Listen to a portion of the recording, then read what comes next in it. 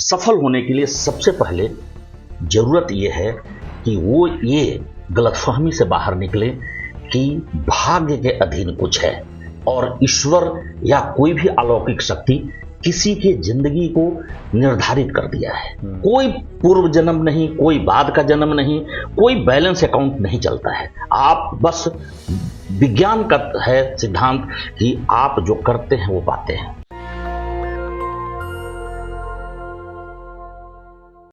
मेरे साथ एक खास मेहमान हैं नरेश कुमार, जीएसटी में बड़े अधिकारी हैं, लेकिन इनके किताबों को आप पढ़ेंगे, इनके कामों को देखेंगे तो कह रहे हैं कि गरीबी का जो मकड़जाल है उसको तोड़ने का एक ही रास्ता है, शिक्षा।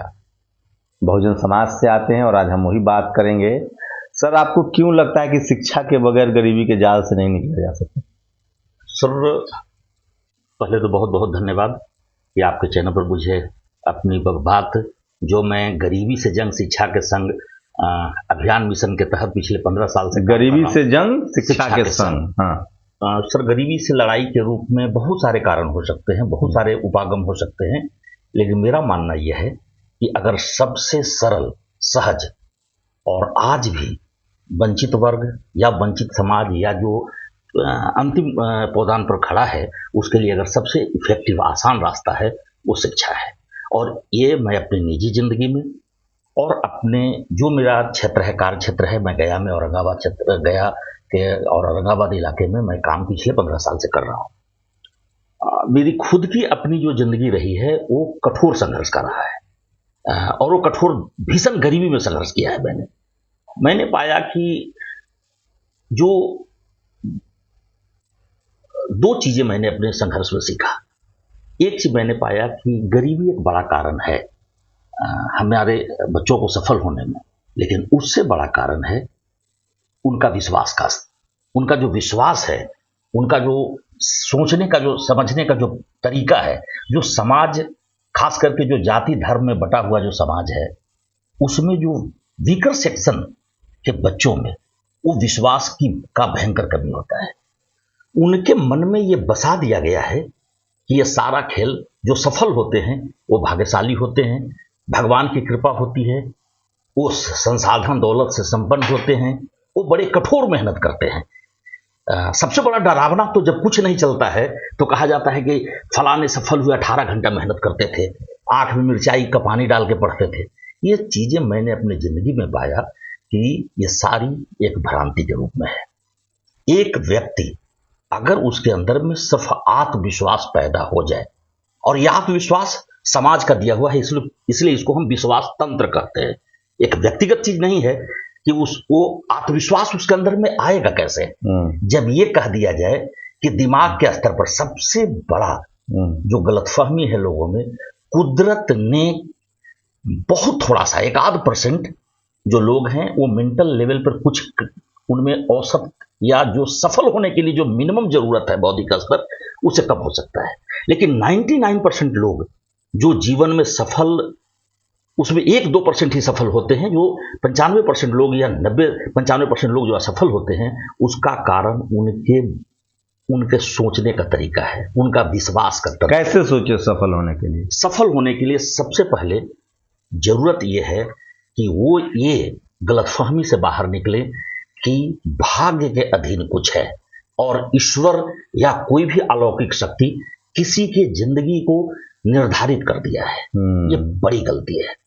सब कुछ आपके हाथ में है। सब कुछ आपके हाथ में है और भाग्य का मतलब सिर्फ होता है अपनी जवाबदेहियों से भाग जाना। जब आप जिम्मेवारी से भागते हैं, अपनी जिंदगी की स्टीयरिंग आप अपने हाथ से छोड़ करके अपनी गाड़ी चलाते हैं। अच्छा, जिसको पढ़ाई नहीं लिखाई नहीं हुआ वो कैसे वो सफल नहीं हो सकता है? सर, पढ़ाई लिखाई एक उम्र तक, अगर हम विद्यार्थी जीवन में अगर हम कमजोर रह गए तो ऐसा मैं नहीं कह रहा कि विद्यार्थी अगर सफल हुआ तो सरकारी नौकरी या कोई नौकरी ही करेगा, उसके व्यक्तित्व का विकास होगा, वो जिंदगी में जहां जाएगा। मेरा वही सवाल है कि जो मान लिया मैं नहीं पढ़ पाया और मुझे सफल होना चाहता हूं तो क्या करना चाहिए? इस पर कोई रिसर्च किया होगा आपने? हाँ जी, मैं इस पर रिसर्च, मेरा जो अपनी समझ कहता है कि आपके अंदर में आत्मविश्वास हो कि आप अगर नहीं पढ़े हैं तो आप इस भ्रम जाल में भी ना रहें कि मेरा कोई निर्धारक है, मेरा कोई तय करने वाला है। अगर आप फाइनली ईमानदारी वही से, है सेल्फ कॉन्फिडेंस। फाइनली ये है कि आप जो करते हैं उसका फल पाते हैं। कोई पूर्व जन्म नहीं, कोई बाद का जन्म नहीं, कोई बैलेंस अकाउंट नहीं चलता है। आप बस, विज्ञान का है सिद्धांत कि आप जो करते हैं वो पाते हैं। मैं एक बड़ी बात आपको कहना चाहूंगा।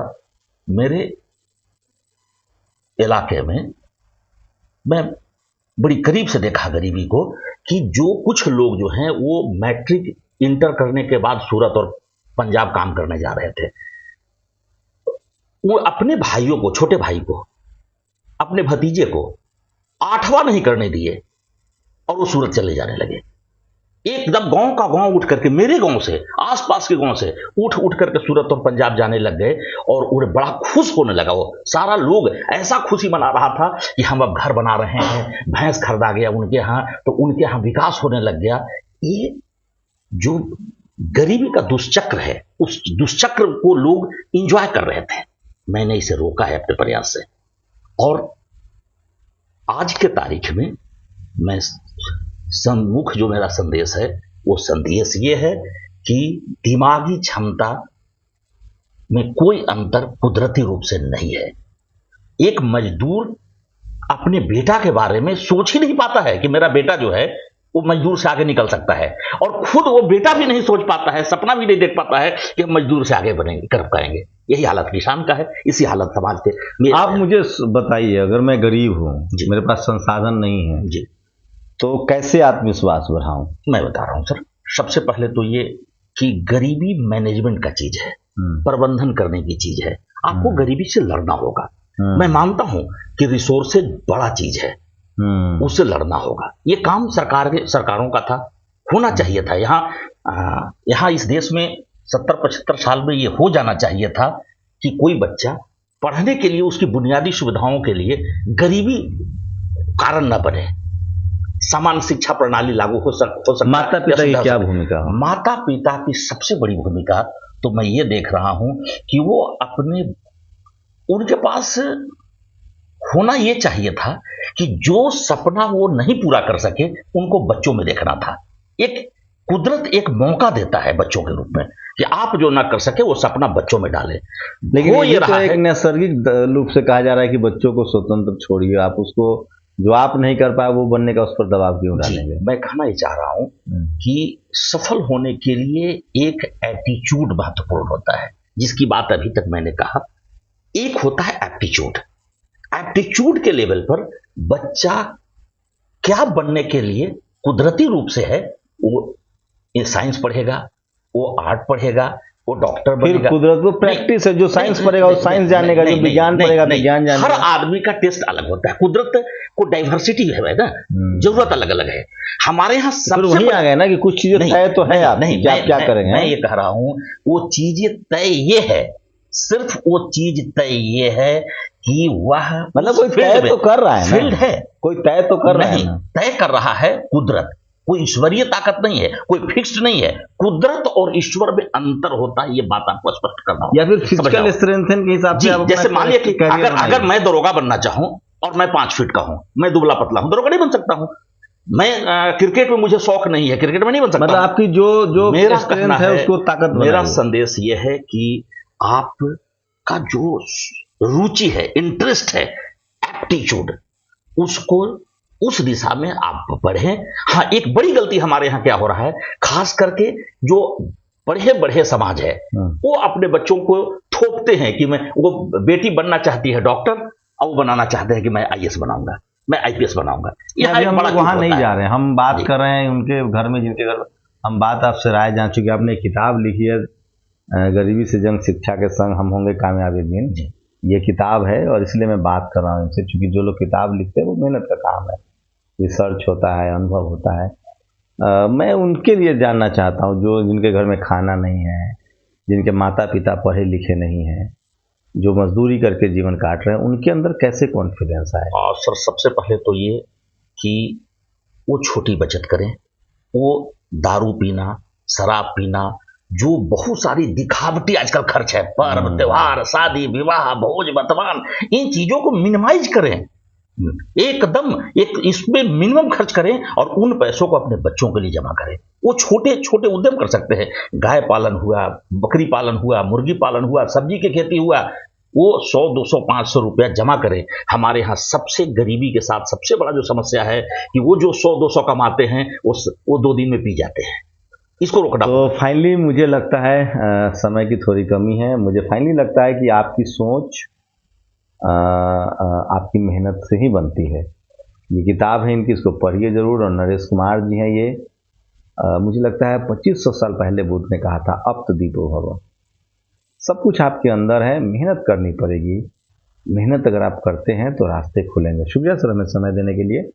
मुझे उम्मीद है इस पूरी बातचीत से आपको मदद मिली होगी। हताश मत होइए, निराश मत होइए। अगर आप मेहनत करते हैं तो आपके लिए रास्ते बनेंगे। लबलू अब यही है। बहुत धन्यवाद जी। आगे भी जब हमें मौका मिलेगा तो हम इस बातचीत को जरूर आगे बढ़ाएंगे। मेरी लगातार कोशिश होती है कि नेशनल दस्तक के जरिए सिर्फ राजनीतिक खबरें ही आप तक न पहुंचाई जाए, उन तमाम लोगों से आपसे रूबरू कराया जाए जो अपने अपने क्षेत्र में लाचारी, बेबसी, गरीबी से निकलकर शिखर तक पहुंचे हैं और एक बेहतर जीवन जी रहे हैं और समाज को प्रोडक्टिव सोसाइटी कर रहे हैं। ऐसे ही नरेश कुमार जी हैं और अधिकारी हैं, और इन्होंने जो बात कही कि आपके लिए वो फायदेमंद हुआ नहीं हुआ, आप कैसे सोचते हैं, आपकी प्रतिक्रिया भी बहुत ज़रूरी है। शुक्रिया। नेशनल दस्तक की आपसे गुजारिश है कि अगर इसको बचाना चाहते हैं तो नेशनल दस्तक को सब्सक्राइब करने के लिए रेड कलर के सब्सक्राइब बटन को दबाएं, फिर बेल आइकन की घंटी दबाएं।